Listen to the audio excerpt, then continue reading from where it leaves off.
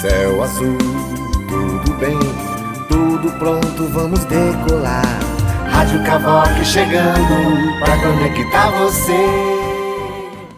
Tá bom então, para você que está ao vivo nos acompanhando através da Rádio Cavoque.com.br, boa tarde para você que está no site ao vivo, boa tarde para você que acordou agora e vai nos assistir através do podcast, que vai nos assistir através do canal do YouTube.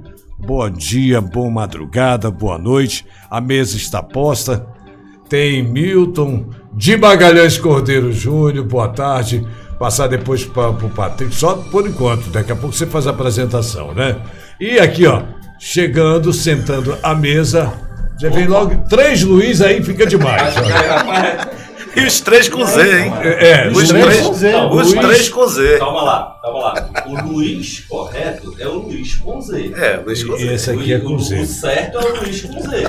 Patrick, nós estamos conversando e eu vou deixar as informações que eu costumo dar, da previsão de tempo e tal, vou deixar para depois da hora da Ave Maria.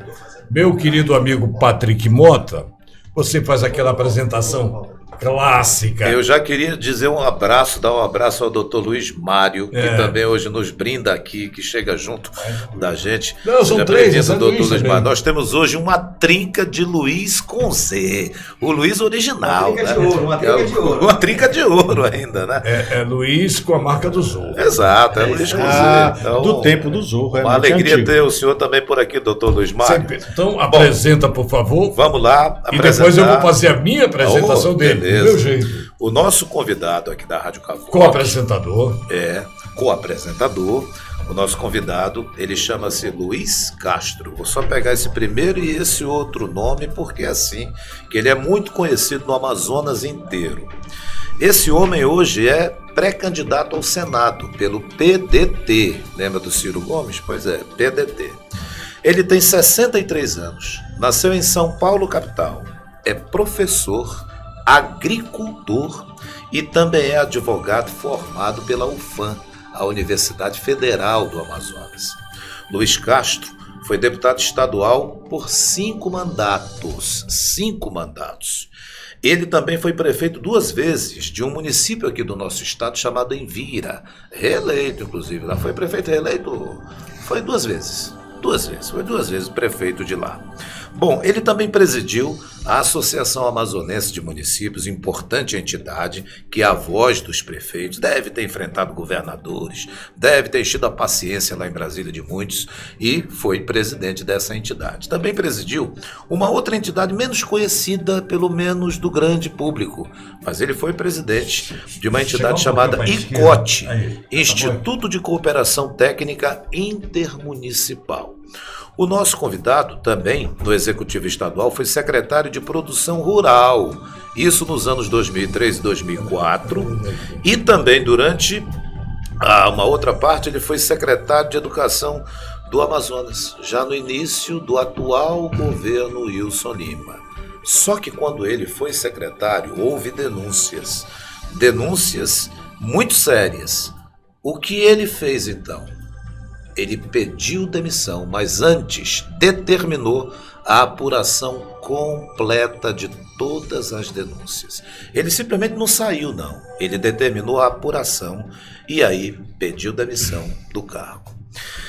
A gente hoje tem a alegria de receber aqui nos nossos estúdios, aliás, eu lembro desse episódio quando ele pediu para sair. Vai chegar lá, Patrick. Antes ele determinou Vai tudo. chegar não vou lá, fazer Patrick. pergunta ainda não. É porque ele falou uma coisa que eu achei muito interessante à época, eu resgatei aqui.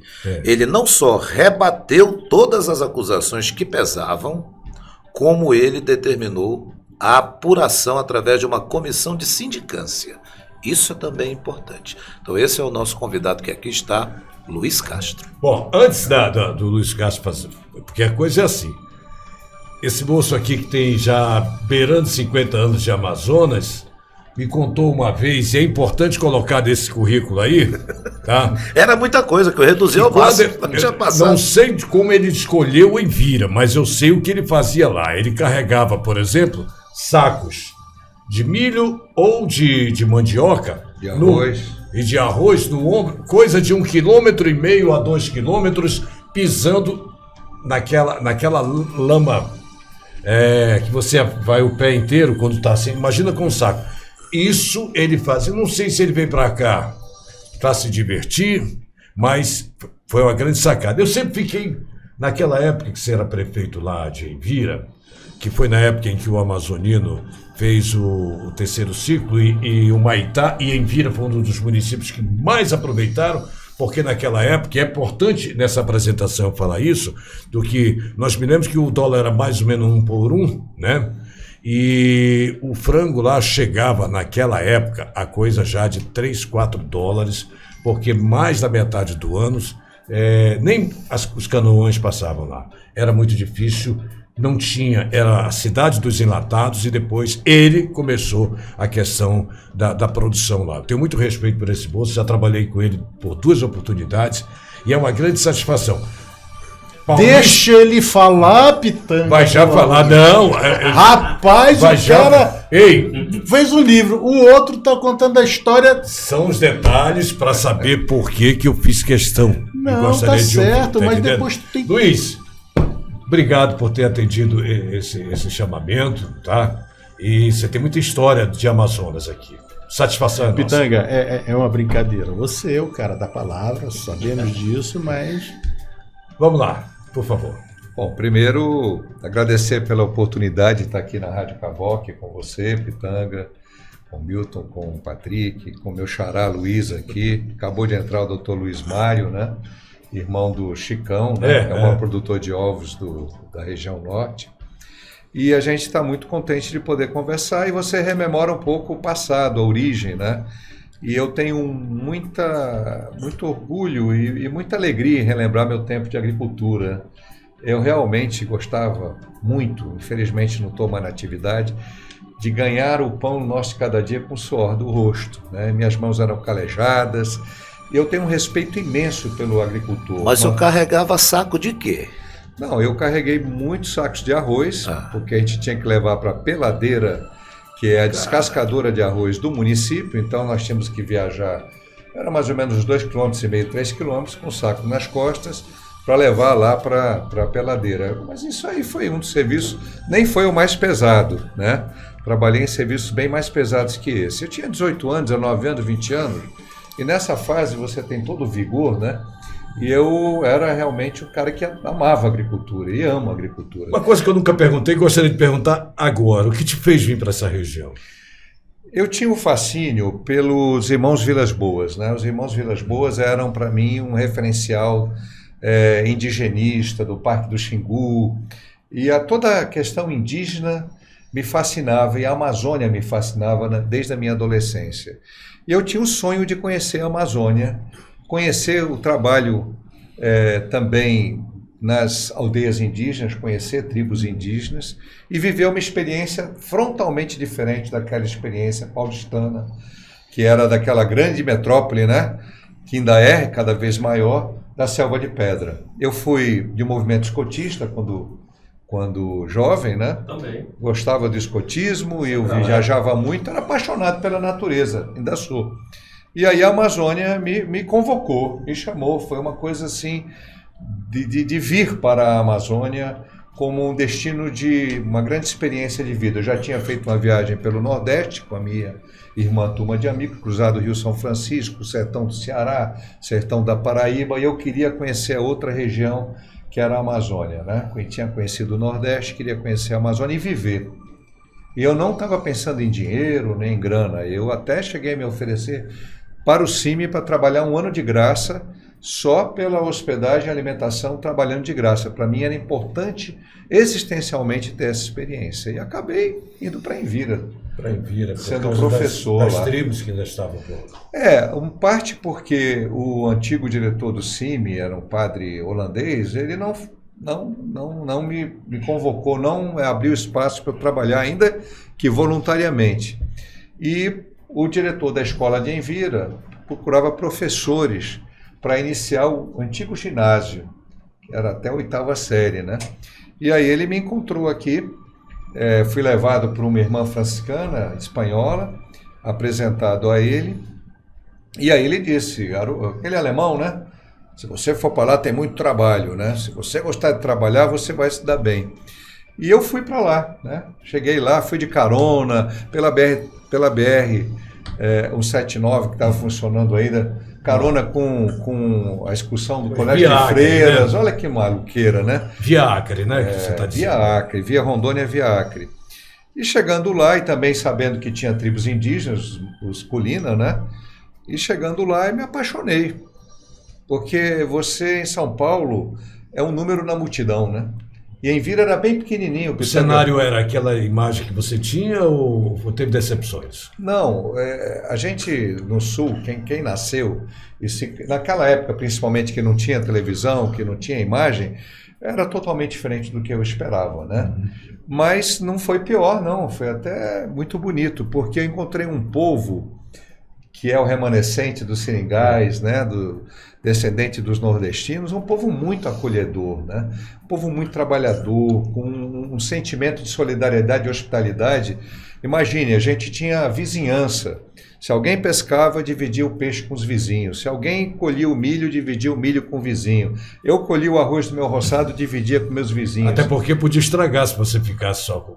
Mas era mais uma solidariedade, de uma coisa muito fraterna, né, que está se perdendo no interior. O espírito da coletividade, né? Demais, Que ano demais. foi isso, Luiz? Isso em 1977, quando eu cheguei lá. Nossa. Eu era professor e agricultor, trabalhava um período na roça e outro na agricultura. E fico muito contente porque eu aprendi muito. E aprendi uma coisa muito importante, que a sabedoria não está realmente na cultura, na escolaridade. A sabedoria é um outro conceito. A escolaridade e a cultura podem até ser muito úteis para a gente. E são, como instrumentos de trabalho, como instrumentos de progressão. Oportunidade, né? Mas a sabedoria pode estar no homem que não sabe nem ler e escrever. Eu aprendi muito com pessoas que não sabiam ler nem escrever. Primeiro eu aprendi a trabalhar, né?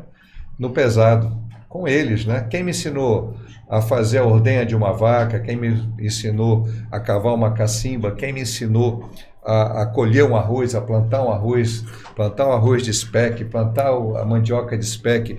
Eu aprendi muitas coisas, a pescar, a caçar. Então, e a simplicidade do povo de Envira me encantava. Eram pessoas completamente sinceras, sabe?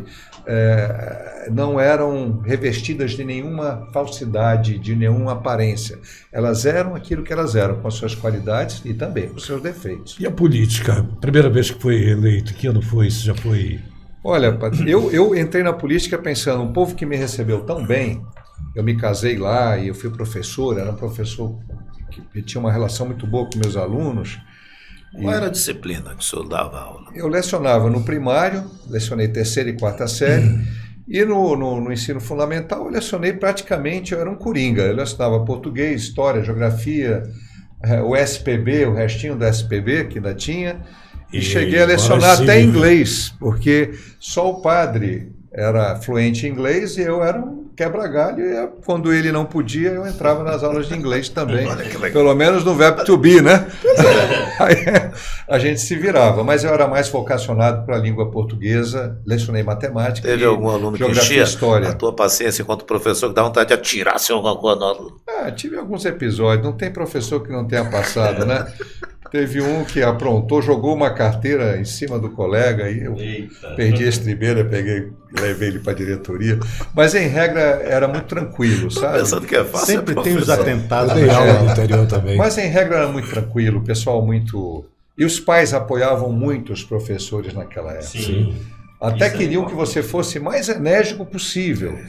Imagine hoje, se um professor chamar um aluno para ajudar a varrer uma sala... ele é execrado, mas no Japão e na Coreia, os alunos limpam as salas de aula como processo de aprendizagem. Na Suécia também, na Alemanha.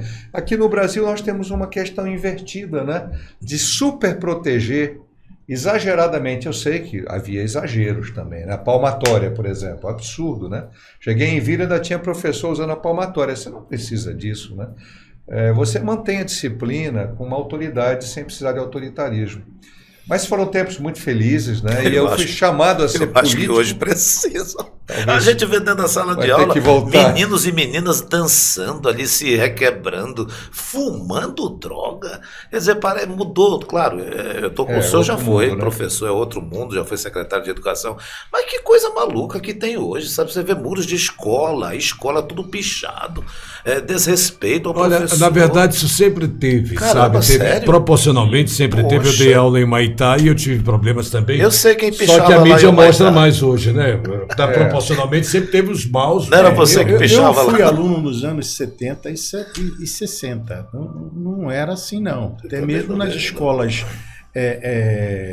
municipais e estaduais, os meus amigos que, antes do meu pai ser... que a gente morava na Cidade Jardim, então tinha muita gente que estudava nas escolas ali por perto.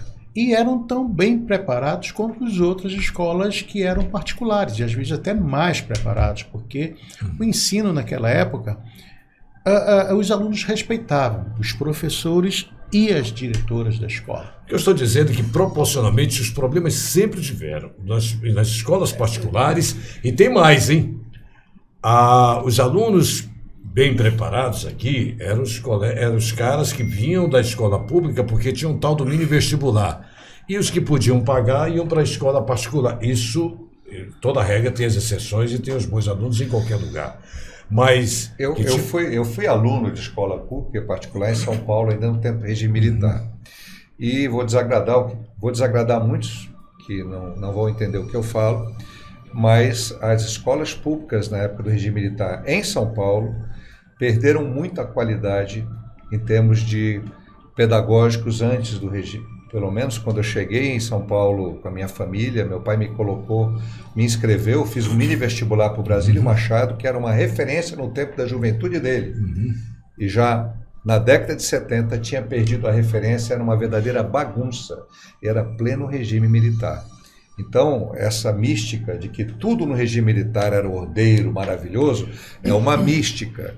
Já vejo que aqui em Manaus, as escolas públicas mantiveram um padrão muito bom no regime militar. principalmente a escola militar. Mas em São Paulo houve uma decadência a tal ponto que meu pai me tirou da escola pública, me colocou no colégio privado e mais à frente eu voltei para uma outra escola pública que também não era uma boa escola Mas o senhor pública. mantém então a sua opinião, não que seja opinião, mas fazendo esse relato dessas comparações do que era São Paulo, regime militar, e a educação que não estava legal, tanto que seu pai o tirou dessa escola.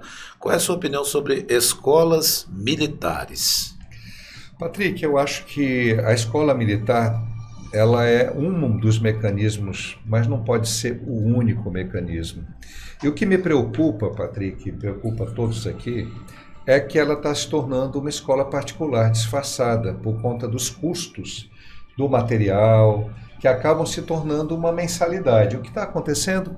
Estão ficando mais presentes nas escolas militares alunos de classe média e de classe alta, em detrimento dos alunos mais pobres. Então há uma distorção, ao meu ver, muito grande, porque de repente tem custo um de filho do uniforme, uma empresário. série de coisas. O custo é muito alto, de apostilas de uniforme. Então o poder público ele deveria assumir esses custos, pelo menos para os alunos de renda menor. Está acontecendo uma exclusão. Então você vê na escola militar, chega um pai e uma mãe de um Mercedes, né, com Honda Civic, e aí o pobre do menino que vem de ônibus e que o pai não consegue pagar o enxoval, pagar as apostilas. Então, para mim, essa distorção, ela é terrível, ela é excludente. A escola pública não pode ser excludente. Não. Ela tem que promover a inclusão. E isso As pessoas tem que ser corrigido. As pessoas esquecem. Só para fechar. Tá. Só Não, para quero fechar. eu quero Não, tô dizendo, ilustrar o que ele tá só para dizendo. fechar um parêntese naquela situação, né, da comparação da questão de como era da escola pública e tudo mais. Eu acho que não é só, e eu posso falar com propriedade porque eu conheço pessoas, tive um pouco dessa vivência do que viveram na década de 70 e de 80 em outras localidades. A questão da violência, da bagunça que a gente vê, não é nem inerente ou resultado do regime militar, mas era uma questão da época do crescimento da cidade. Porque, por exemplo, se você for estudar e for pegar historicamente grandes cidades como Nova York, como Los Angeles, e aí comparativamente como São Paulo, na década de 70 e 80, já estava havendo aquele crescimento desordenado da cidade, uma explosão demográfica, a saída do homem do campo, inclusive por detrimento da situação dos governos à época, e não estavam conseguindo trabalhar a questão social. Então, algumas escolas públicas começaram a ver presença de gangues, presença de bagunça, presença de baderna, e que foi vendo muito. Eu acredito que hoje na nossa sociedade, o que a gente está vendo? Coisas que não se via antes, mas como o Pitanga falou, como você falou, sempre existiram. Questão de violência, de droga, enfim, de falta de autoridade dentro das salas, já está permeando todas as camadas sociais. Está vindo desde aquela escola pública de bairro, que até então estava esquecida, e chegando até a escola particular no bairro rico, e a sociedade não está sabendo como lidar com isso. Mas olha, eu queria deixa eu fazer só uma completar observação. agora aqui. Só Por uma favor. observação. Não, claro, você... São Paulo explodiu demograficamente na década de 60, 70, aliás, e vem agora que moderou mais. E Manaus mais recentemente. Então, concordo. A massificação do ensino, ela criou, pela obrigatoriedade da matrícula obrigatória, ela diminuiu a qualidade. As antigas escolas públicas tinham uma presença muito menor de demanda, né, inclusive de alunos de baixa renda, porque eram escolas realmente que não tinham essa pressão demográfica. Então, isso realmente não tem a ver com... O que eu quero colocar é que não é porque o regime seja militar ou democrático que a escola será melhor ou pior, mas é o fruto, concordo com você, de um processo social.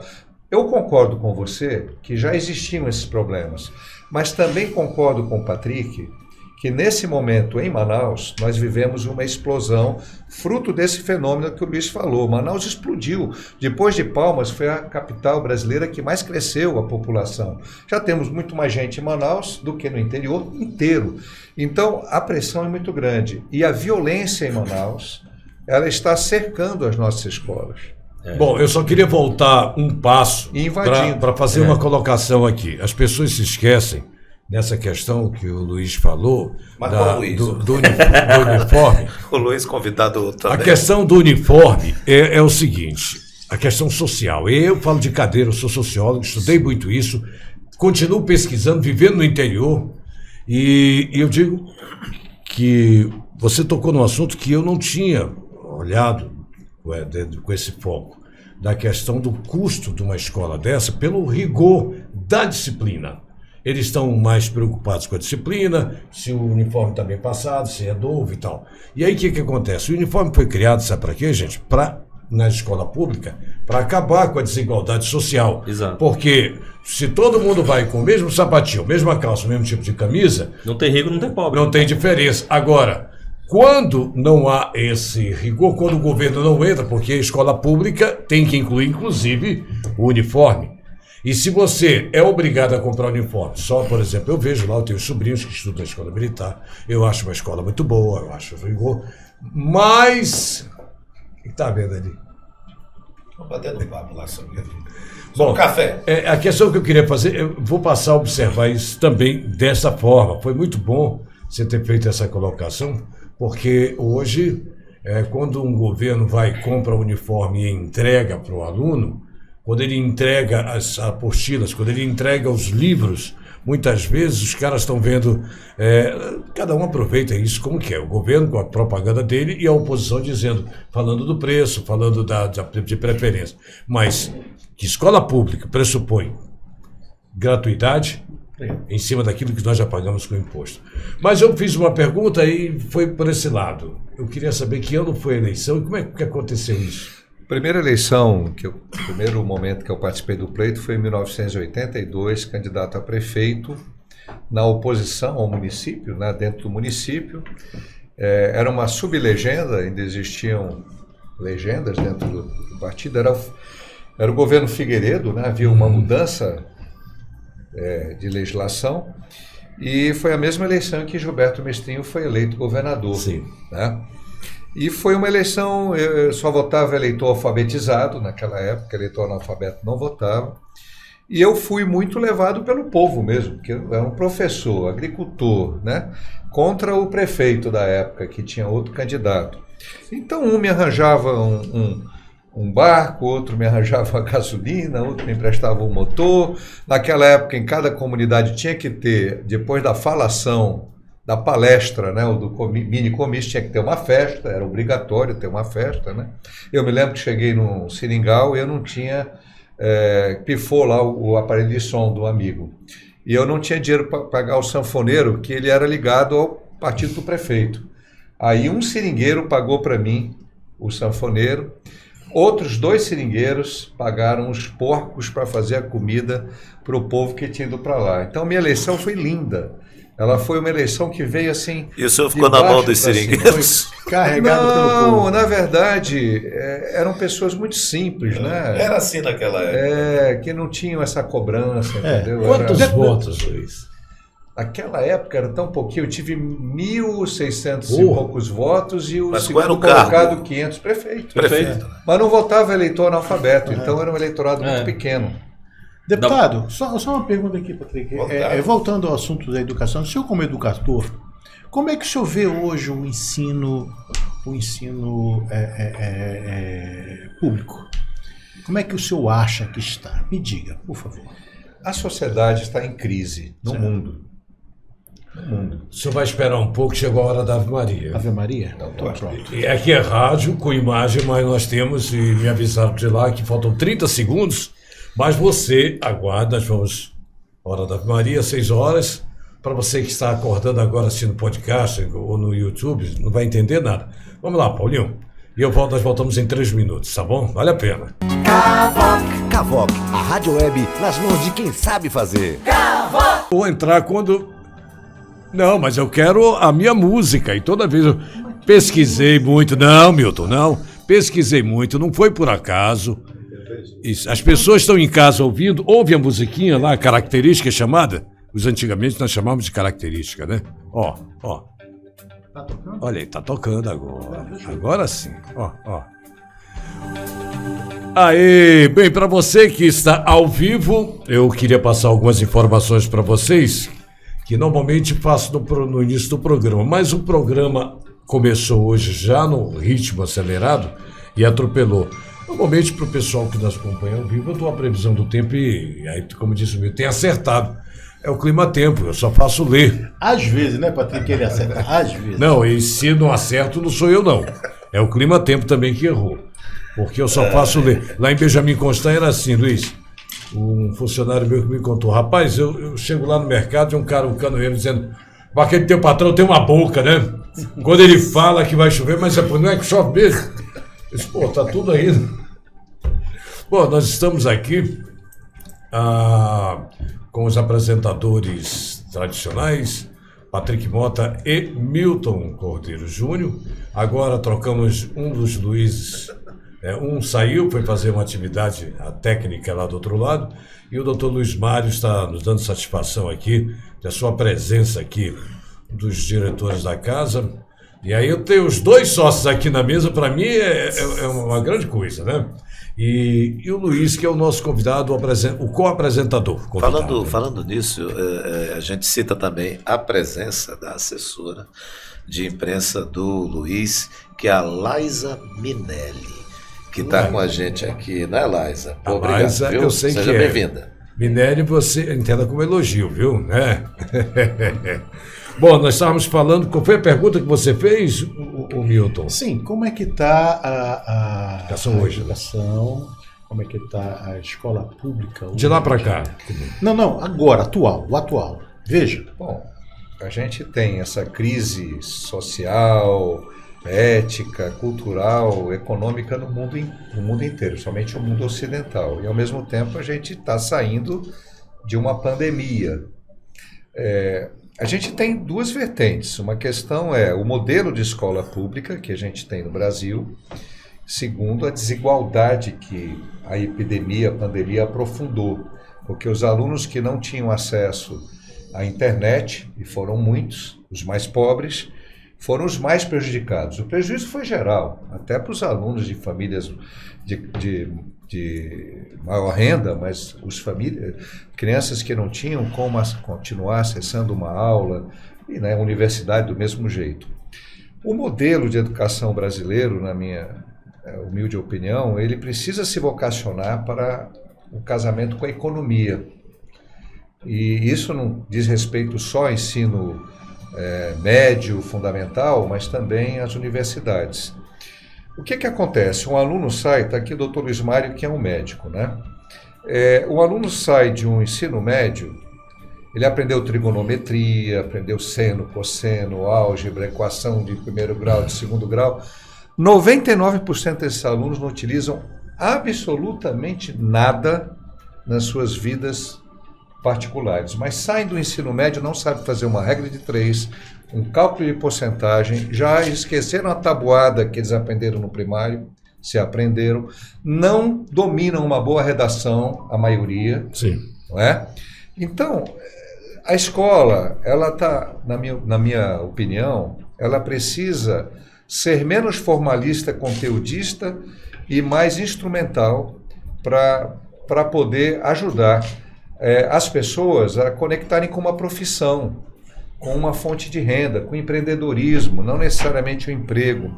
E é claro, haverá sempre aqueles alunos, como é o caso aqui do Luiz Mário, vocacionados para medicina, vocacionados para física. Esses alunos, eles têm que ter um tratamento diferenciado, então ele vai estudar biologia com mais afinco, ele vai se aprofundar na biologia, vai se aprofundar na área científica, assim é em qualquer campo. Mas o professor também tem uma outra crítica. A formação pedagógica. Criticam muito porque ela é muito política, não. Para mim ela é pouco instrumental. Eu sou formado no curso magistério, que era a antiga escola normal, né? Meu curso superior é Direito. Pois eu lhes garanto que um antigo professor formado numa escola normal aprendeu a didática de dar uma boa aula do que os que estão estudando, fazendo as licenciaturas nas faculdades, que tem um excesso de teoria e pouca prática. Então, acho que o nosso ensino precisa ser mais instrumental da prática. Uma grande falha, redação, língua é fundamental. Nos Estados Unidos, na Europa, está se formando e as escolas particulares são boas nisso, algumas escolas particulares. Mas, Patrick, o camarada está terminando o curso de Direito, mas do primeiro período até o final, curso de Física, de Medicina, ele faz redação o tempo inteiro. Porque ele vai escrever um artigo científico à perfeição. Ele vai ser capaz de se comunicar à perfeição. Aqui você faz um curso de Direito e você tem só, no primeiro período, uma recapitulação do ensino médio, literatura, e você vai atuar a redação, vai aprender fazendo lá no teu estágio. Chega no TCC, o cara não aprendeu a fazer, porque exatamente vai ter que pagar alguém, por isso que paga, porque não aprende a escrever. Então a gente precisa melhorar a qualidade do ensino de matemática, de língua portuguesa nos 5 primeiros anos. E, a partir daí, você tem que contextualizar, o aluno tem que interpretar o mundo, ele tem que saber contextualizar, ele tem que descobrir as suas vocações. Ele vai ter que ter teoria, mas ele tem que ter prática. O novo ensino médio tem essa proposta, porém os professores não estão preparados, nem as escolas, porque os campos de conhecimento que aproximam história, geografia, língua portuguesa, o professor foi formado só para uma coisa. E aí, de repente, ele tem que fazer uma coisa muito bonita na teoria, de dar aula de geografia, de português, de história, num campo de conhecimento que é comum, mas para o qual ele não foi preparado. Quantos médicos são generalistas, né? O Dr. Luiz Mário é um médico cardiologista, né? Já famoso, tem uma base de clínica geral, porque todo cardiologista tem que ter uma ótima base de clínica geral, todo médico, né? Mas você tem um especialista em física quântica para se comunicar com uma sociedade que está muito longe, né? Então a gente precisa mudar e melhorar. E eu sou favorável a ter escolas especiais. E leva tempo alunos... para essa mudança? Leva porque não interessa a quem domina o poder político e econômico do Brasil essa mudança. Por que não interessa? Porque eles têm recursos para pagar boas escolas privadas para os seus filhos, bancar que eles depois estudem nas melhores faculdades públicas, nas melhores universidades, Portanto, eu sou uma pessoa com visão de esquerda, mas eu entendo que há muitas injustiças, porque você acaba tendo o privilégio para os alunos que estudaram em escolas privadas e que conseguem. A UEA, felizmente, a UEA, ela deu um contraponto para isso.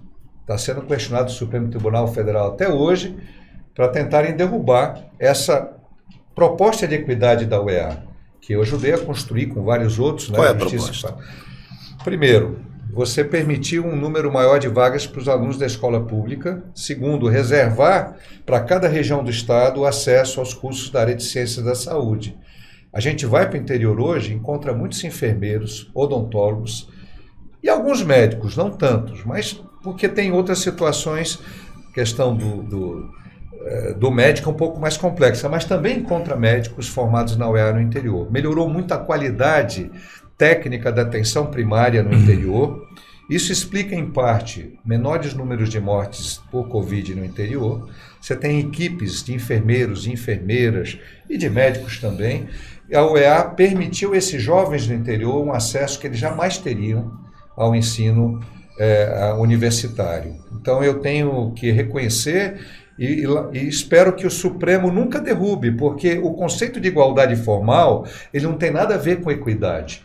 Porque não adianta, se o meu filho, eu pude pagar o lato sensu até o final do terceiro ano, não adianta eu querer compará-lo com um aluno de uma escola pública de periferia.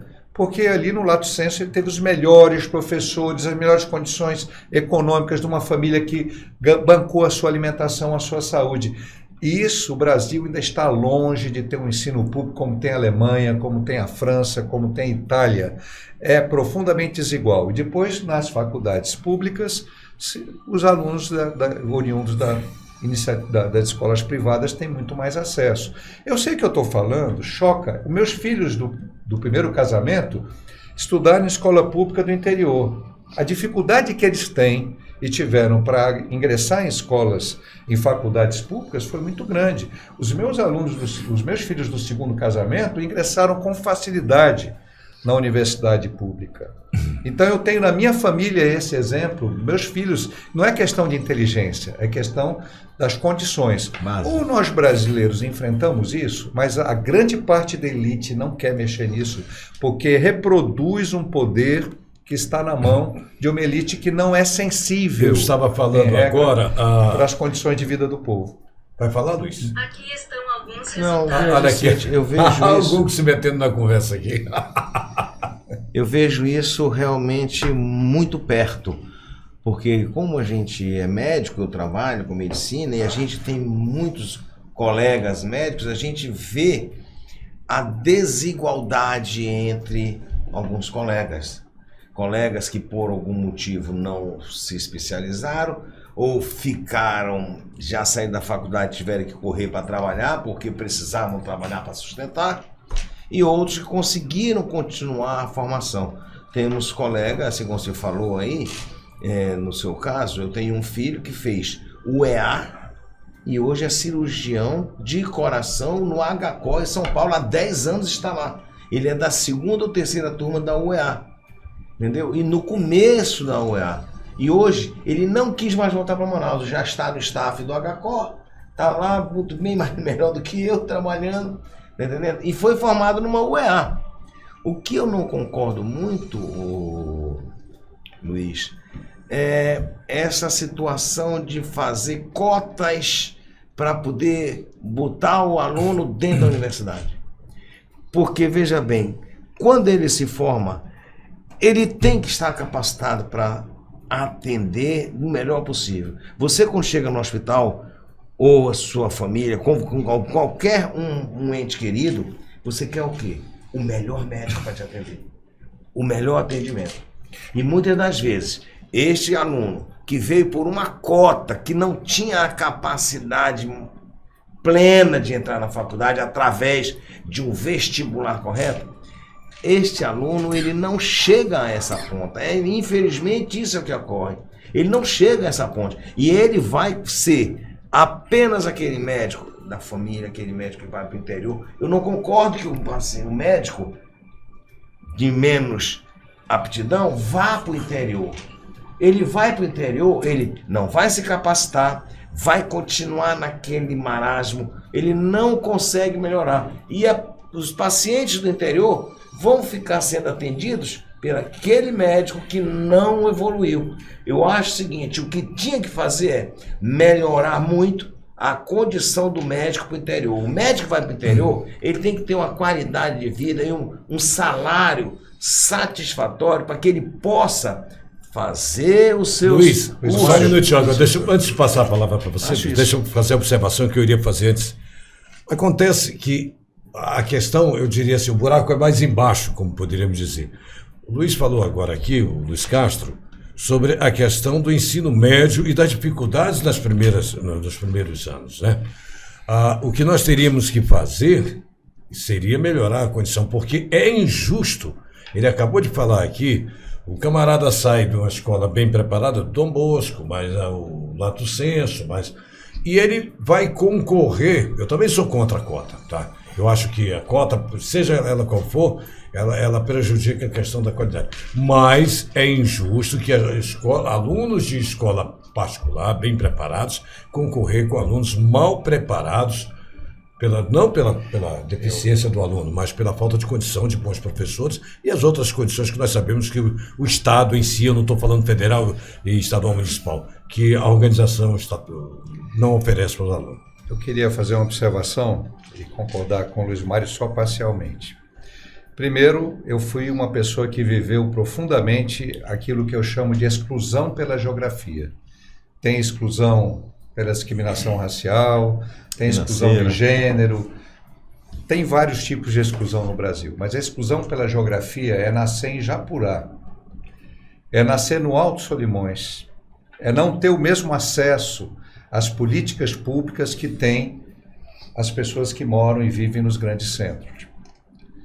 A proposta original da UEA, que não está sendo complementada, era que todos esses, e são os melhores alunos da região, não é aquele aluno fraco, são os melhores alunos, que eles passassem 6 meses, começou assim, depois parou, tendo uma atualização e uma melhoria, um upgrade nas deficiências que eles possam trazer.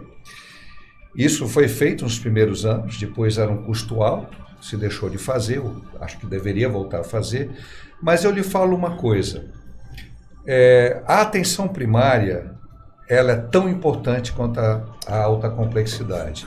Aquele médico que volta para o interior, e olha, eu vou lhe falar, tem médicos de Envira trabalhando em hospitais do Paraná, de Curitiba, e eu tenho o exemplo de um médico cirurgião, ou de um médico clínico de Envira, que se tornou até uma referência, o Dr. Renato de Gasperi, um gaúcho, que é uma sumidade em doenças tropicais. Ele mora em Envira até hoje.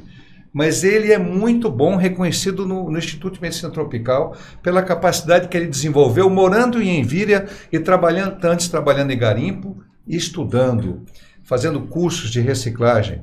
E em relação à questão do salário do médico, concordo inteiramente. Inclusive, eu sou autor da emenda constitucional, a única no Brasil, da carreira de Estado de médico, para que realmente a gente tenha a conformação do ingresso do médico a partir de um paralelo como é do promotor e do juiz, onde ele comece, aquele que quer ir para a carreira, ele comece, se ele quiser ir, pode concorrer em Manaus, pode concorrer em Envira, pode concorrer no Juruá, e ele ingresse na carreira como magistrado, como promotor, ingresse.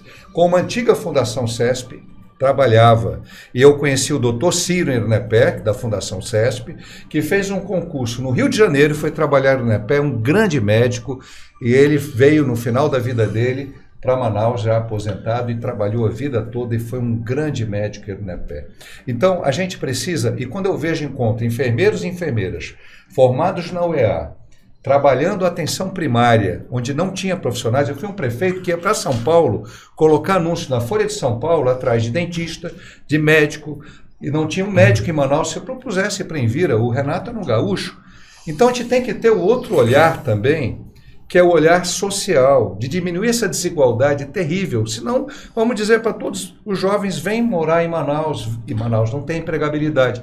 Eu encontrei jovens De São Paulo, encontro em Envira, e de Envira em São Paulo, em Florianópolis, em Curitiba, porque não tem...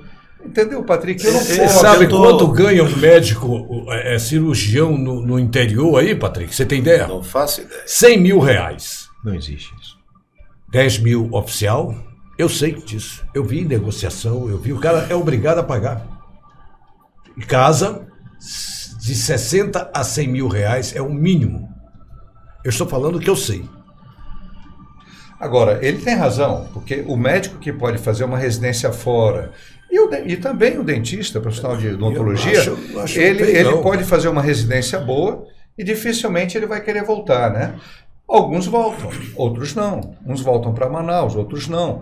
Mas Outros vão passar 6 meses e não querem voltar nunca mais. E outros serão médicos da família. O senhor tocou em vários assuntos. Que precisa de médico da família. Luiz Castro, que nos fazem remeter a muitas situações, e eu aqui digo que eu remeto até a uma outra situação.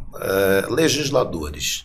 O senhor falou que e eu concordo com o senhor, quando o senhor fala que não dá para comparar uma educação de quem está numa escola particular e tem condições para isso, com uma família que não tem condição de colocar seu filho numa escola particular. Não caberia aí uma lei, já que legisladores, o senhor já foi legislador também, para que todo homem público, vereador, prefeito, governador, senador, deputados estaduais e federais, todo homem público, colocassem seus filhos nas escolas públicas, porque assim talvez eles despertassem para o problema real da escola pública. Todo homem público, todo ele independente, é homem público, secretário inclusive, qualquer situação, ministro é homem público, vai colocar o seu filho na escola pública. Quando tiver um problema de saúde, vai ter que ser atendido no hospital público. É utopia isso daí?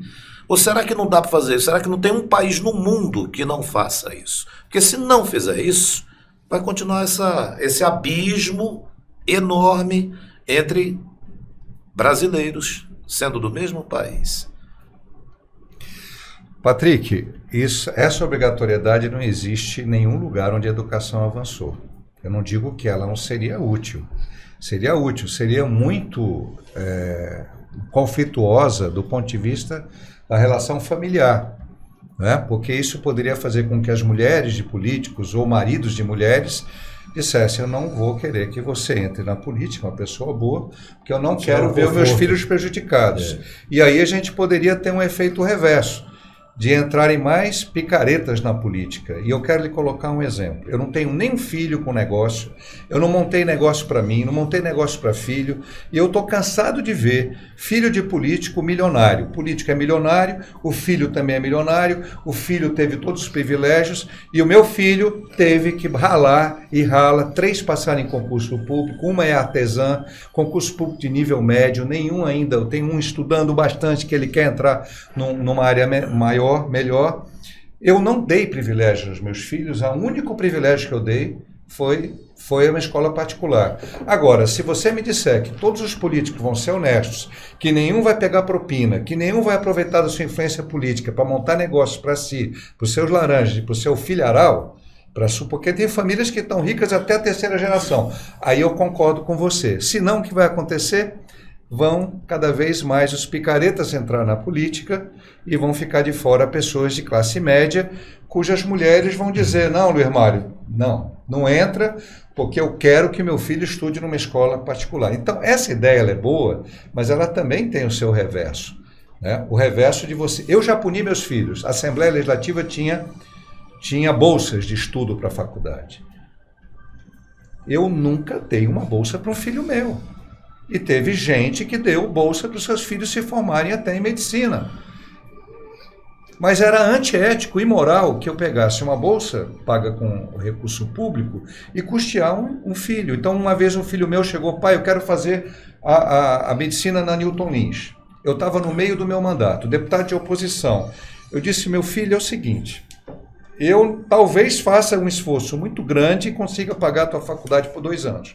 Mas se eu não for reeleito? Mas, pai, não pode dar bolsa? Não. Bolsa da Assembleia, em hipótese alguma. Ele foi o curso de nutrição.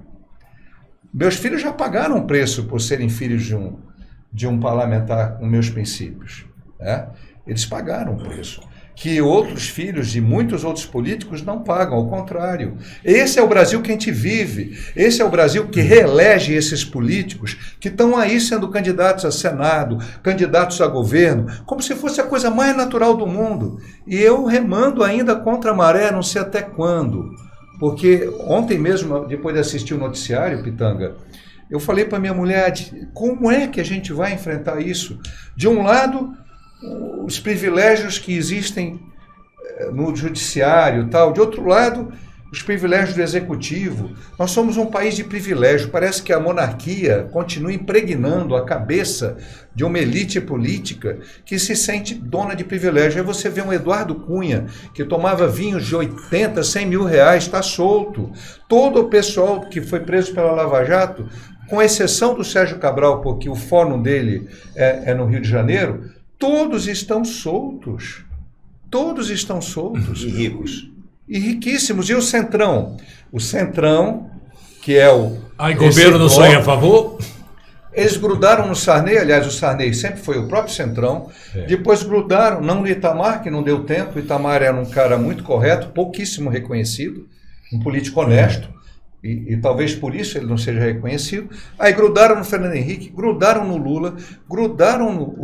O Temer é o próprio Centrão, né? Ele é o Centrão mais ilustrado que existe no Brasil.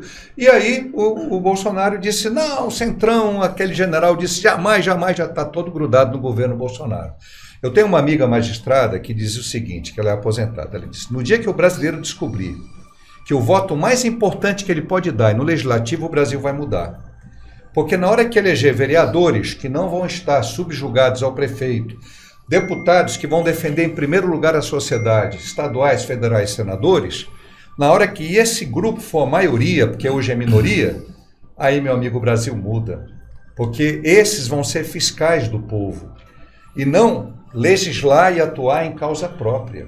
Emendas secretas, Patrícia. Pois é, aí eu entro quando eu faço esse questionamento, que o senhor compreende, disse até concordar, mas acha que não vai para frente, eu até concordo que não vá, porque a classe política não quer mesmo, sabe, deputado, não quer. Por exemplo, eu vou fazer uma pergunta ao senhor, quantos partidos políticos, partidos, claro, o senhor já teve desde o início da sua vida pública? Quais foram? Eu já tive o PDS, que era o antigo... partido ainda na época que eu fui sublegenda, oposição, PMDB, PTB, PL, PPS, Rede, agora PDT. Não teve PSC, não? Não. Tá, aí agora é o PDT. O senhor se considera um político, um homem, de viés esquerdista, centrista ou, que eu acho que já pode ser até uma surpresa, de direita? Eu não vou agradar hoje... Antigamente falar de esquerda agradava, né, a maioria. Hoje falar que é de direita agrada a maioria, né? Tá mais conservadora. Eu sou basicamente um político de centro, de bom senso. Progressista em alguns campos e mais conservador em outros campos. Eu sou conservador no campo moral, por exemplo. Eu lutei, trabalhei, você é testemunha disso, contra os abusos sexuais de crianças e adolescentes. Continuo nessa causa. Eu acho uma vergonha uma sociedade onde crianças são abusadas dentro da própria casa ou nas vizinhanças. Né? Isso é um horror, né? E acontece todo o tempo no nosso país, às vezes até com um concurso de agentes públicos ou agentes empresariais. Eu sou conservador, eu acho que há uma excessiva sexualização da infância, como você mesmo falou. Acho que a infância tem que ser vivida como infância. Né? A criança precisa ter o direito de ser criança, né? E eu acho que os pais têm o direito de orientar essa infância do ponto de vista moral e ético. Não sou carola, né? Por exemplo, eu acho que no ensino médio precisa ter educação sexual, sim. Acho que tem que ter orientação do uso da sexualidade no ensino médio.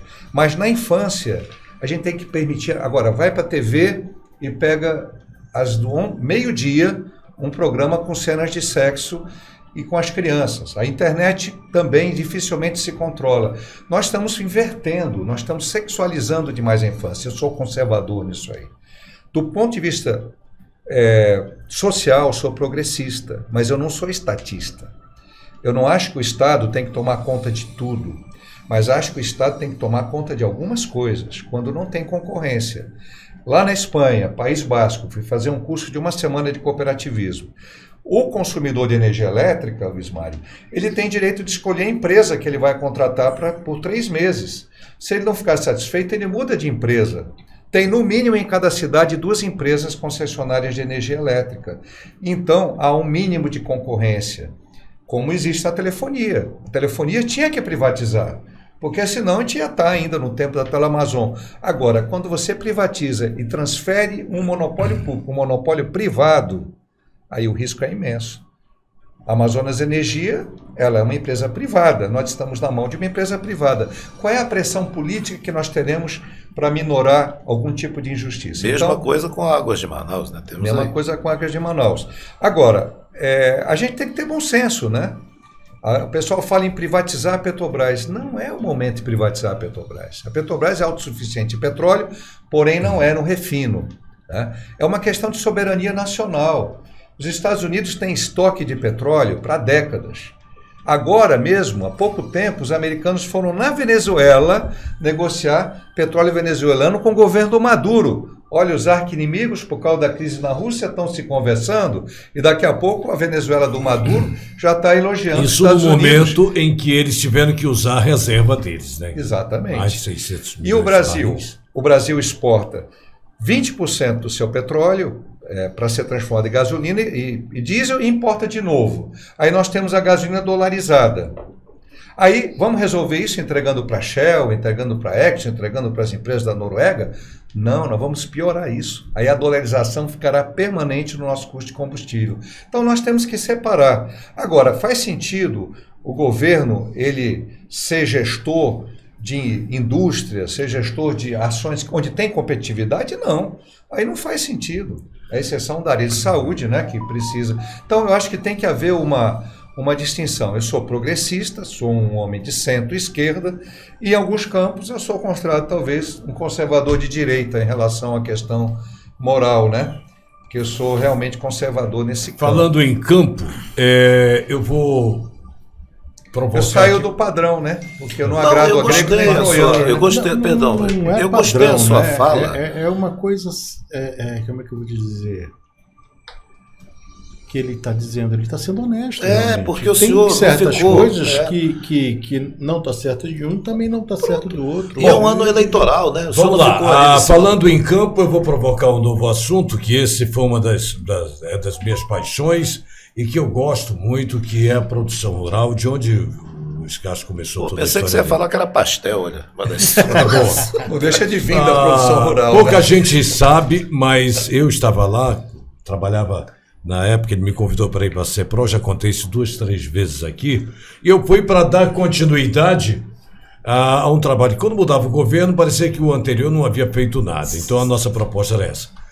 Tem uma situação que eu me lembro bem, o zoneamento que foi feito, porque não era só incentivar o cara a produzir. Como é que o camarada ele ia fazer a colheita, iria chegar no supermercado, de repente, olha, eu tenho X toneladas de milho ou de feijão. O cara diz, pô, mas eu preciso um ano inteiro. Então, eu me lembro muito bem que uma das coisas que você fez, que pouco se fala e deveriam falar mais, que foi exatamente contratar técnicos para ensinar os caras a plantarem o ano inteiro. Eu queria falar sobre isso depois desse intervalo rápido, que já deu mais meia hora. Vamos puxar esse assunto. E esse passou rápido também. Cavoc, a rádio web nas mãos de quem sabe fazer. Estamos de volta, desculpe, eu não tinha combinado com a equipe, né? Tinha falado para o Milton já isso aí, o Luiz concordou agora, até falando exatamente isso. Eu tenho recebido mensagens de amigos, quando eu faço a distribuição do convite, que dizem, olha, vocês fazem intervalo? Eu disse, mas você está reclamando do intervalo da Ave Maria? Eu disse, não, pelo amor de Deus, da Ave Maria ninguém mexe com ela.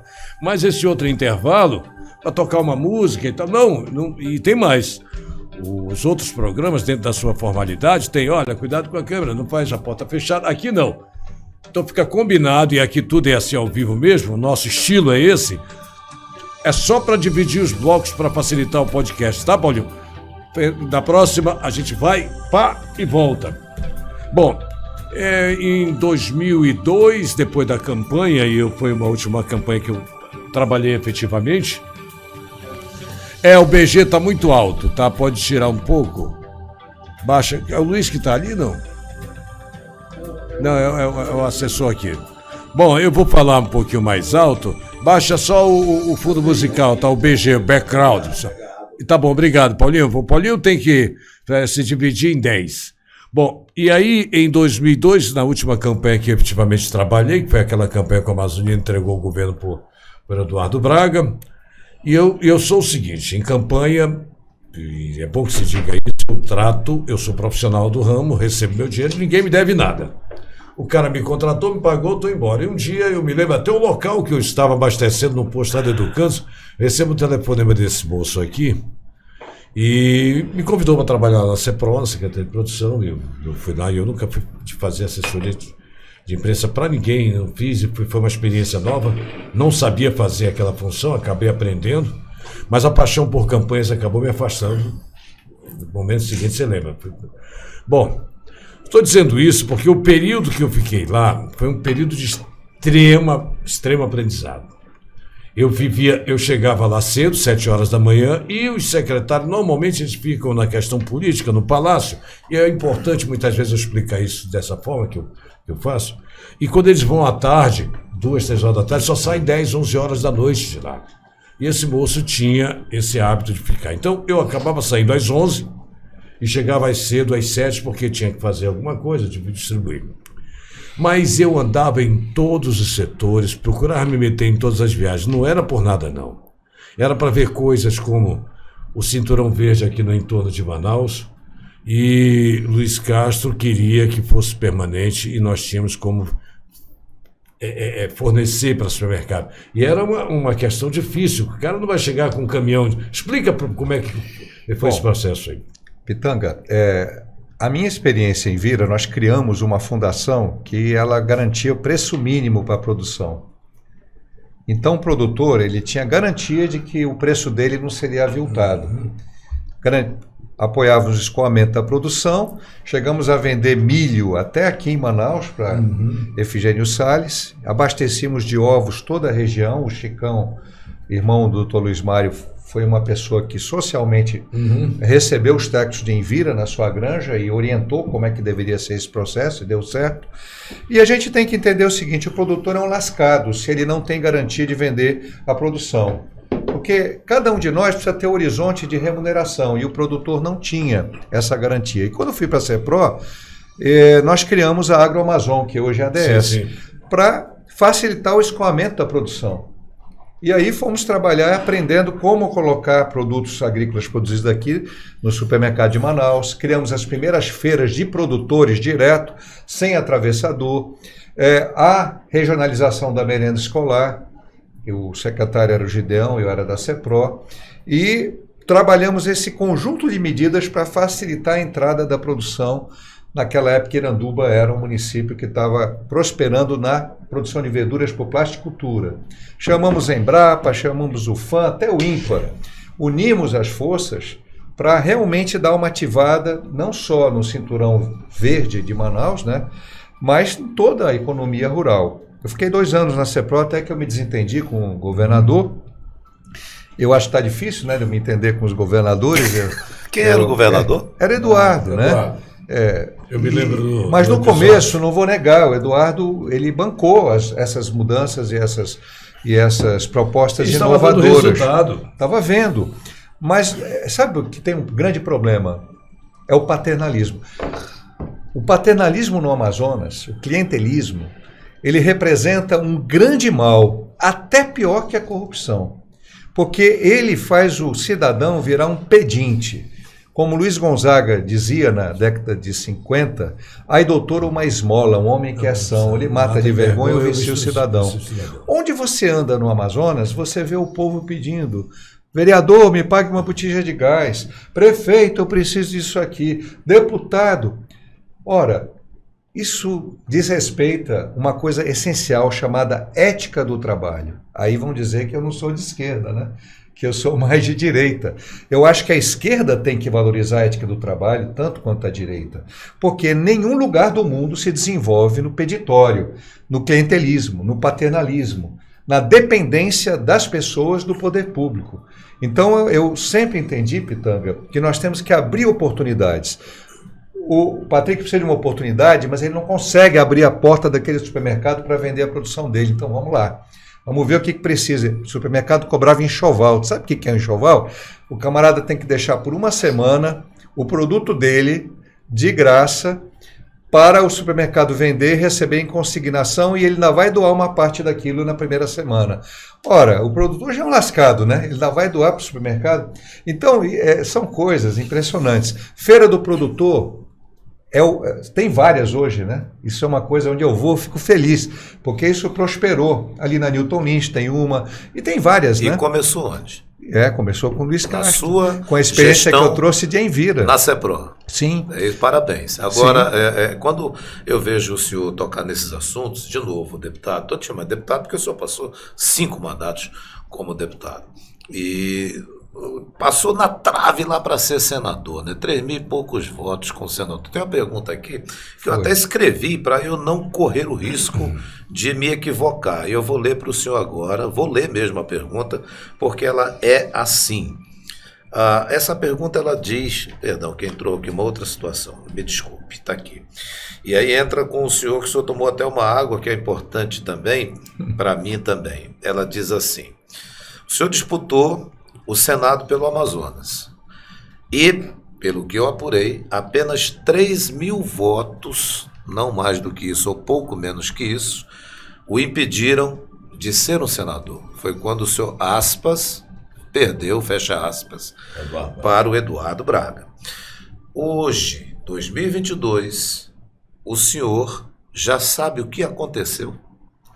Sei. Que o deixou fora do Senado? 3 fatores me prejudicaram. Primeiro, não tinha recurso para viajar para o interior. Não fui ao Alto Solimões, que foi a região onde teve a maior diferença do Eduardo para mim. Não tinha recursos financeiros. Quando eu comecei a sonhar em ter um pouquinho de recurso para viajar, tive um infarto. E as pesquisas, principalmente do famigerado Ibope, me colocavam em 6º lugar até a semana da eleição, o que desestimula muitos eleitores a votar no candidato que ele acha que não tem chance de ganhar. Esses 3 fatores me prejudicaram profundamente, Patrick. Eu não sei qual. Eu acredito que a pesquisa, por incrível que pareça, foi a pá de cal, porque várias pessoas disseram: não votei em você porque achava que você não tinha chance. Até de empresários a pessoas humildes, né? Agora, 581 mil pessoas votaram Luiz Castro sem comprar um único voto. Um único voto. Por isso, por gratidão, e porque eu olho para outros pré-candidatos, com todo respeito, não quero falar mal de nenhum, eu sou diferente deles. Pronto, eu não sou melhor nem pior, sou diferente. E diferente em quê? Eu sou diferente porque eu represento, de fato, a sociedade, a população. Eu defendo com os meus ideais, com meus princípios éticos, eu defendo o interesse coletivo da sociedade. Eu defendo aquilo que, para mim, é fundamental na política, a busca do bem comum e o conflito pacífico das diferenças. Né? O conflito não, a solução pacífica dos conflitos de diferenças de opinião. Eu defendo que a gente tem que trabalhar a defesa do meio ambiente junto com a produção, que a gente tem que entender que saúde e educação têm que caminhar juntos, porque sem educação para a saúde jamais vamos ter saúde de qualidade. Eu sou uma pessoa que viveu o interior e viveu Manaus, viveu São Paulo. Eu tenho uma visão de mundo que, graças a Deus, Deus me deu, mas principalmente eu sou um político independente. Ninguém me dá ordens a não ser Deus, a minha consciência do Evangelho, e em casa, com todo respeito, a minha esposa, né? Lá no âmbito de familiar, eu respeito muito a minha esposa e, de certa forma, ela comanda mais do que eu a nossa casa. E o senhor mostra também com atitudes, né? Sim, que quando eu não concordo, eu me afasto. Porque eu me afastei aquela hora que o senhor falou que o senhor podia dar as bolsas de estudos e não deu, por respeito ao povo do Amazonas, as bolsas de estudos para os seus filhos ingressarem numa Mas faculdade todos os funcionários de dele- medicina. Legal. A gente vê que agora muitos deputados, muitos políticos deram para os seus filhos se formarem nas melhores escolas. Não sei se é só aqui em Manaus, mas levaram para fora. Mas é impressionante, né, Luiz? Que você colocava Isso quase a gente que como, vê mesmo porque muitos são médicos. como muitos- condição para trabalhar contigo, de fazer faculdade, estudar. Para os funcionários, ele arrumou, encaminhou porque era Os que rei. não tinham curso superior. Exatamente. Os que não tinham curso superior, acabou indo. Eu fui acusado, né, Patrick, Funcionários dele. de malversação na SEDUC que você colocou ali, né? Interessante, 2 meses depois que eu saí da Seduc, meu padrão salarial caiu, eu tive que vender o meu carro.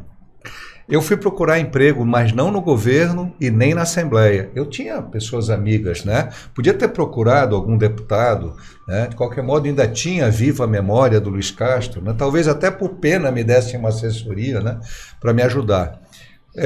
E eu fui trabalhar onde? Na FAZ, porque o Vigílio me convidou, o Vigílio Viana, para trabalhar na área, no enfrentamento da pandemia, no apoio às comunidades ribeirinhas e algumas aldeias indígenas.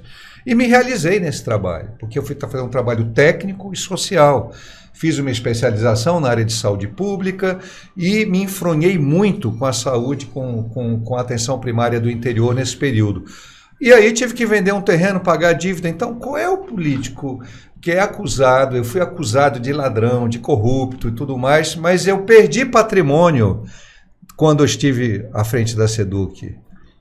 Eu perdi. E o que eu fiz demais? Não, eu só cumpri minha obrigação.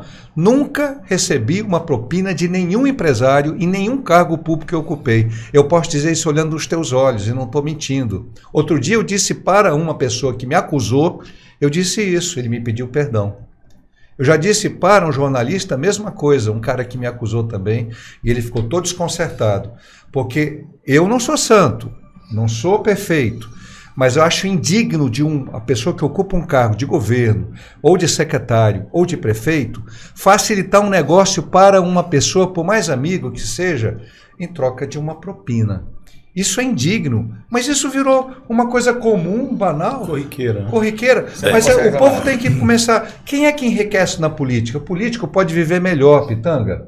Ele pode comprar uma casa, eu comprei coisas à prestação, você chega, combina, eu ganho 25 mil por mês, ganho 28 mil, eu posso fazer uma prestação de um carro, eu posso pagar uma prestação, pegar um financiamento da Caixa, como eu peguei para comprar minha casa, mas ficar milionário na política, o que está acontecendo com um brasileiro que não percebe esse escândalo e se deixa continuar nesse processo e vota de novo?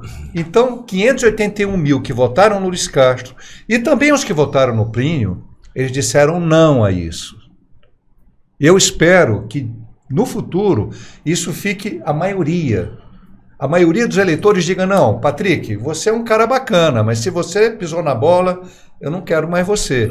Bem, eu só quero dizer ao senhor que eu não preciso lhe pedir perdão, porque eu não lhe acusei não, de você nada. não, você não. Eu citei uma situação que é um Bom, fato. Não, ao contrário, você... E mais uma situação aqui. Patrick, só um aviso. Carol Braz. Eu já fui informado Oi, pela oi. técnica que isso eu tenho que fazer, tem que ser honesto também. Que o deputado tem um compromisso às 19 horas e fique à vontade, tá? Porque já estamos próximos desse período, o pessoal já avisou, mas a sua presença está boa, o assunto está bacana. Não, mais uns 15 minutos, aí avisa que eu vou atrasar um pouquinho. Não, nós só temos mais 8 minutos de programa. Tá bom. Eu só queria que o nosso convidado, a Carol Braz, que inclusive esteve aqui, ele elogiou bastante, né? Ela é pré-candidata ao governo do Amazonas. Isso. E ela também teve uma postura sem deixar de responder nada. Só que nós perguntamos a ela qual é a opinião dela, o que ela pensa sobre o Wilson Lima. E ela respondeu. O senhor vai ouvir agora o que ela disse. E você que está acompanhando a Rádio Cavoco vai ver a imagem também exatamente, da Carol Braz falando. Vamos ouvir. Eu apoiei o atual governador, eu e mais de 1 milhão de amazonenses acreditamos que ali seria um momento de um rompimento com aquela política tradicional e que nós teríamos a mudança no nosso estado. Fiz parte do governo por 1 ano e meio como secretária de Justiça e vi de dentro do governo quantas coisas boas podiam ser feitas, mas essas coisas boas não eram prioridade. Então acaba que quando eu percebi, eu tendo o meu cargo, tendo o meu histórico, tendo a minha honra de se eu saio desse governo e volto para a Defensoria Pública. Mas voltei para a Defensoria Pública para continuar o meu trabalho, ganhei um prêmio nacional, um prêmio Inovar, junto com a minha equipe da Defensoria Pública. Mostrei o quê? Como secretária de Justiça, você chega lá, você trabalha. Como defensora, eu trabalho. Como juíza, fui lá, fiz o meu trabalho. E agora a gente mostra o quê? Que essa política, como decepcionou a população, também é uma decepção para mim. Porque nós esperávamos uma independência, esperávamos que o governador pudesse ali tomar decisões de forma independente, e hoje, infelizmente, são grupos e interesses que tomaram conta do governo, prejudicando o desenvolvimento. Não tem nenhum programa, nenhum projeto, isso que eu critico. E o senhor, o que pensa sobre o governador? Olha, eu não gosto de críticas pessoais, mas ele reproduz o mesmo modelo de governo dos ex-governadores, com os mesmos erros, com estilos diferentes. Aí você vai dizer, tinha um que era mais autoritário, tinha um que era mais amigão, né? Tem um que é mais simplão, mas a essência é a mesma, a forma pode ser diferente. A essência é governar não para transformar, mas para conformar a sociedade com um grupo parasitário do poder. Esse grupo parasitário é formado por empresas que se nutrem, né? E não são todas as empresas que fazem negócio com o governo, não. Porque muitas dessas são obrigadas a entrar nesse jogo, senão elas não sobrevivem. Mas é um processo que une políticos, torna esses políticos arquimilionários, né? E a gente esperava que o atual governador rompesse com isso. O atual governador e o vice-governador. Eles não romperam, né? Aí a gente parte para uma outra. E eu tenho a Carol como uma referência. Eu pensava, se a Carol não for candidata, como é que eu apoiaria um deles, né? Porque voltar para o passado também não é solução. A gente sabe que as coisas não vêm bem. Olha só, eu vou dar um dado que é importantíssimo.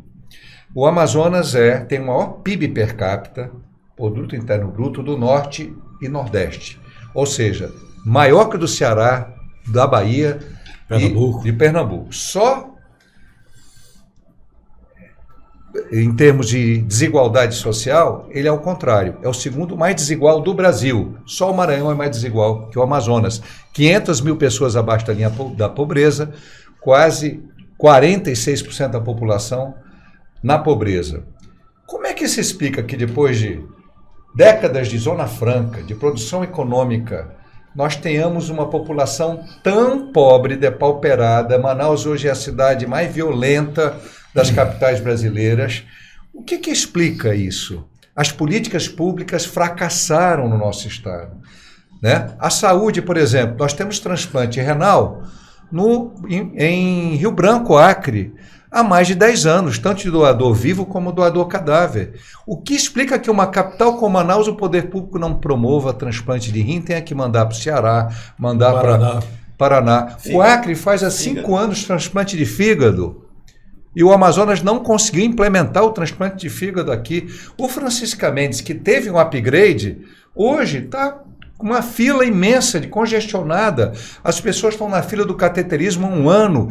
Olha, eu sofri infarto. Se eu fosse esperar 1 ano para fazer o cateterismo, eu não estaria mais aqui nessa entrevista. Teria batido as botas. Estaria no além. E aí você vê conterrâneos nossos, tendo médicos competentes. Luiz Mário sabe, colegas dele, ele mesmo, que são competentíssimos. Qual o respeito? Hoje, eu fui numa reunião, outro dia o cidadão me mostrou, ele está há 10 meses numa fila para cirurgia de catarata. Pô, pela mãe do... Puxa vida, dá quase vontade de falar um palavrão, né? Mas pela mãe do guarda, cirurgia de catarata, faz um mutirão, aí sabe o que é? Vira moeda política. Aí chega uma pessoa do interior e diz para mim e para a Carol, para tirar a carteira de identidade no meu município agora, imagina, Pitanga, tem que pedir para o vereador, porque o vereador é que vai dar uma autorização para a pessoa expedir a carteira de identidade. Ela disse, eu trabalhei anos e anos sem distinção, e o José, o João, a Maria tirava identidade. Agora tem cota para vereador que é ligado a deputado. Meus amigos... Você pode verificar que esse município aí com certeza não tem o promotor público e o juiz presente como deveriam estar. Porque essas questões, quando eu cobrava no rádio, eu mandava para lá. O judiciário está pior. Não, eles vão lá, tomam posse e desaparecem de lá.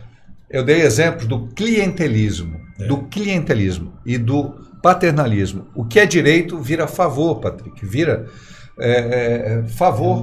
A gente precisa mudar isso. Direito é direito. O Amazonas é o estado do Brasil, junto com o Amapá, com o menor índice de atendimento de benefícios previdenciários no interior. Mas o Amazonas é superavitário por conta de Manaus em relação à Previdência, porque a Previdência não chega. Para fazer o laudo de Previdência, tem que recorrer a um deputado federal que vai ao ministro para conseguir que um médico vá a uma cidade como Eirunepé, como Ipixuna, fazer 200 laudos para poder aposentar 200 pessoas. Ainda bem que o deputado, eu não estou nem criticando o deputado federal, eu acho até que ele foi útil, né? Ele exerceu o papel dele, mas não tinha que ser assim.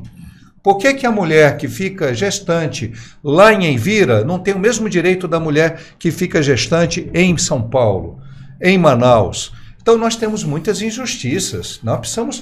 E o Amazonas é muito desigual. O Amazonas é muito desigual. O estado mais desigual depois do Maranhão. O Maranhão é herança da família Sarney. E nós é herança desse tipo de governança que nós tivemos ao longo das últimas décadas. Eu não sei se o senhor se tocou, vou usar esse termo, se tocou, mas quando o senhor veio para cá, o senhor está com uma camisa que tem uma letrinha aí que está chamando a minha atenção. Que letra é essa aí, deputado?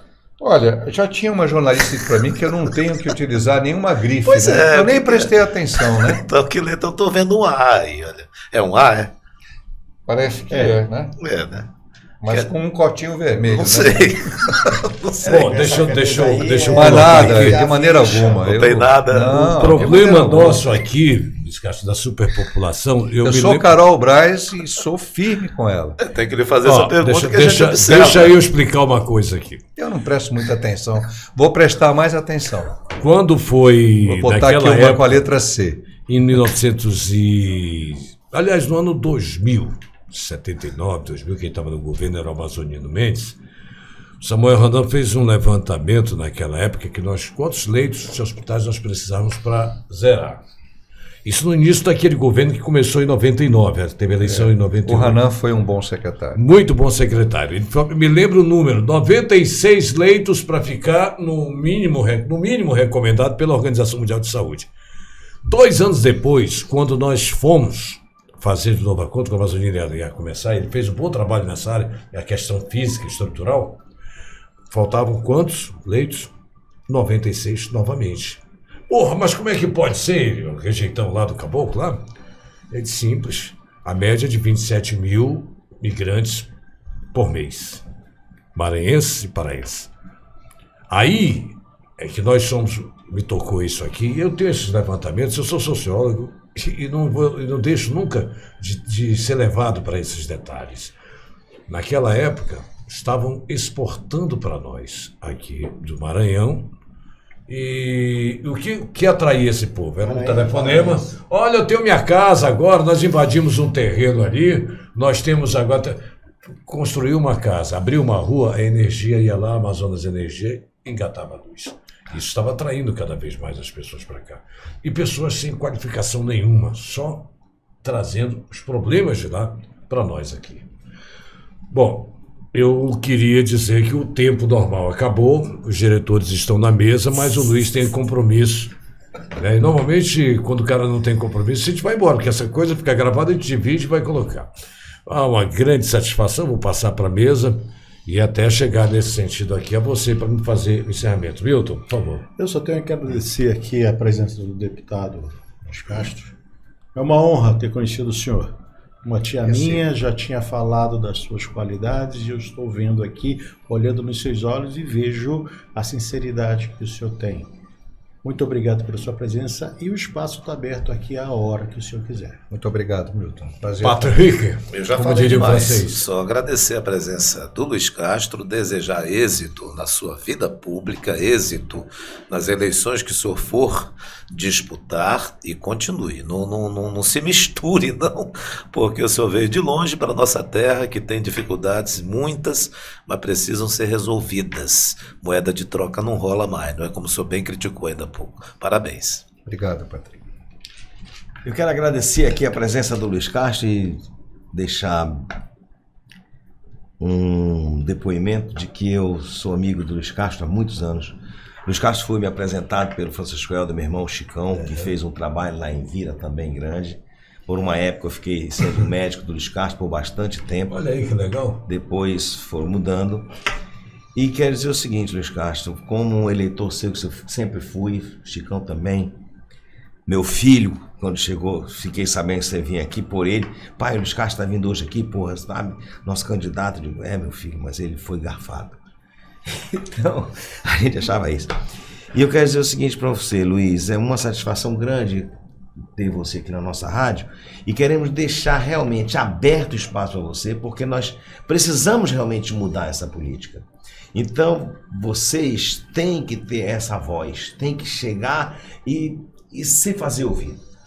A Carol é filha de um grande amigo meu, falecido, do Rui, e também deixei para ela bem claro que a rádio está à disposição, qualquer hora que vier.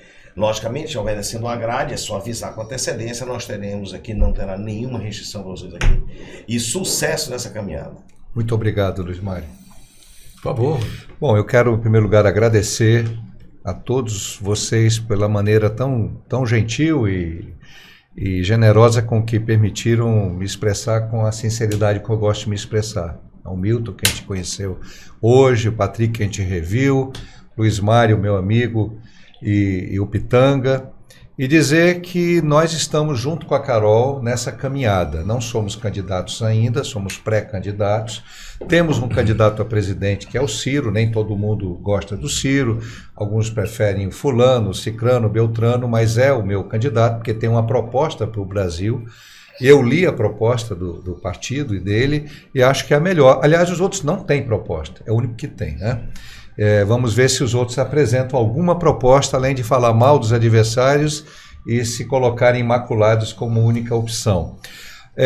A Carol, uma pessoa de grande valor, né? Uma pessoa que vem com valores, com espírito de luta, uma mulher preparada, tem experiência administrativa, traz esse senso de dever com a sociedade.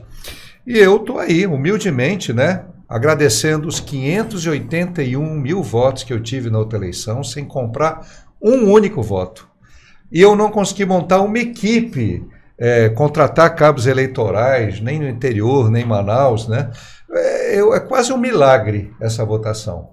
Mas ela representa muito do ponto de vista espiritual, existencial. Eu sou uma pessoa que leio o Evangelho diariamente e hoje mesmo eu disse a um líder comunitário: não adianta você estar numa igreja, seja católica, evangélica ou no centro espírito dito cristão, professar a fé, levantar os braços e não praticá-la em qualquer atividade, seja no jornalismo, seja na medicina, seja na política. Nós nos dizemos um país cristão, então temos que praticar os valores cristãos na política. Senão, não temos, de fato, a consignação, a substância na gestão, na representação política dos valores éticos que Jesus nos ensinou. Então, sem parecer carola, porque eu me dou muito bem com pessoas que não têm fé religiosa, ateus, agnósticos, budistas, muçulmanos, judeus, muitos amigos judeus, eu acho que nós temos que trazer de novo os valores e os princípios éticos para a prática política. Lembrando do Jefferson Pérez, lembrando de pessoas que exerceram, né, o papel com dignidade, o próprio Bernardo Cabral, Fábio Lucena, pessoas que contribuíram para a política não pensando em ficarem ricos e poderosos, mas em servir a sociedade. Muito grato pela oportunidade e, de coração, a cada um dos ouvintes, o meu agradecimento e a minha gratidão. Bom, de certo que o Luiz Castro virá outras vezes aqui. Já tá Primeiro que para a entrevista da semana. E nesse programa aqui, nesse caso, nós estamos trazendo pessoas que são políticas, mas o programa não é de política, nem tampouco de entrevistas. São pessoas que eu conheço, que o Patrick conhece, que o Milton conhece, que o Luiz Mário conhece, e que aqui eles ficam soltos e nós acabamos descambando para política. Eu gosto assim. Mas eu queria dizer que provavelmente você tem que voltar, porque quando for candidato, nós vamos fazer uma rodada com todos os candidatos, você vai voltar aqui. Mas pode vir antes dessa pré-candidatura, porque tem muitas histórias e eu gosto de todas elas, tá? Agradeço a sua presença aqui, obrigado à mesa. Amanhã nós teremos aqui na quarta-feira, bom, eu faço a chamada à tarde. Um abraço a todos, obrigado.